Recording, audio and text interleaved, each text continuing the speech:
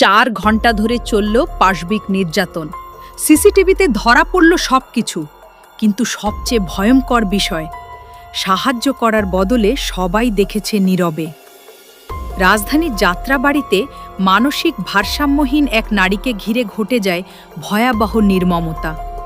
CCTV ফুটেজে দেখা যায় গভীর রাতে অটোরিকশা থেকে তাকে নামিয়ে টেনে হিচড়ে নিয়ে যাওয়া হয় একটি ভবনের নিচতলায়।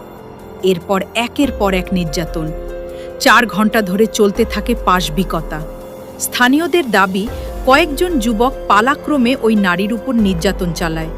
ভোরের দিকে অসহায় অবস্থায় তাকে রাস্তায় ফেলে রেখে পালিয়ে যায় তারা।